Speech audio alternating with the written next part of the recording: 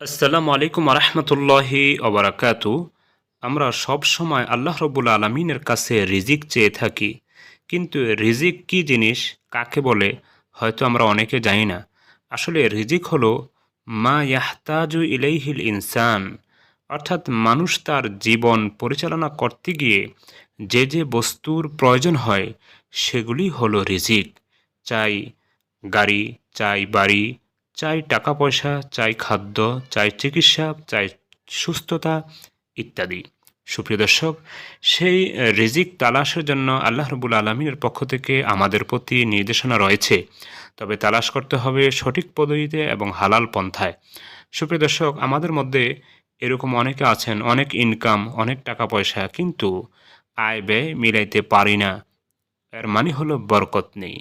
মহান রব্বুল আলমিনের কাছে আমাদের প্রিয় নবী সাল্লাহ সাল্লাম বিভিন্ন দোয়ার মধ্যে দেখা যায় তিনি বরকতের দোয়া করেছেন, অর্থাৎ হে আল্লাহ, আপনি আমাকে যাহাই দান করেন না কেন সেটার মধ্যে বরকত দান করুন। এর মানে হলো যে আমরা যত টাকাই পাই কিনা বা যত অর্থ করি পাই কিনা সেটার মধ্যে যদি বরকত না থাকে তাহলে আয় ব্যয়ের সাথে কোনো ধরনের সামঞ্জস্যতা থাকবে না। সুপ্রিয় দর্শক, তাই আমাদের উচিত ইনকামের সাথে সাথে নবীজি সাল্লাহ সাল্লাম যে সকল দোয়াগুলির মধ্যে বরকতের দোয়া পড়েছেন সেগুলি বেশি বেশি করে পাঠ করা। সুপ্রিয় দর্শক, এ সম্পর্কিত একটি দোয়া বর্ণনা করব, যাহা গ্রহণযোগ্য হাদিসের মধ্যে এসেছে।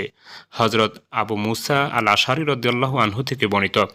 তিনি বলেন, আমি নবী করিম সাল্লাহ সাল্লামের নিকটে অজুর পানি আনলাম, আর তিনি অজু তখন করতেছিলেন আর কি জানি বলতেছিলেন।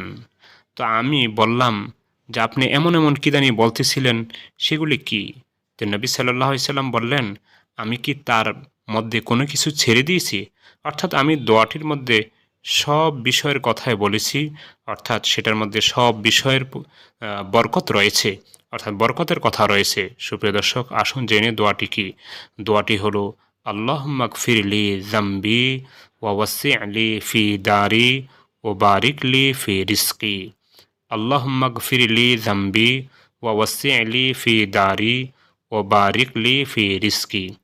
দোয়াটির অর্থ হলো, হে আল্লাহ, আমার গুনাহ ক্ষমা করে দিন, আমার ঘর বাড়িতে প্রশস্ততা দান করুন, আমার রিজিকে বরকত বা প্রাচুর্যতা দান করুন।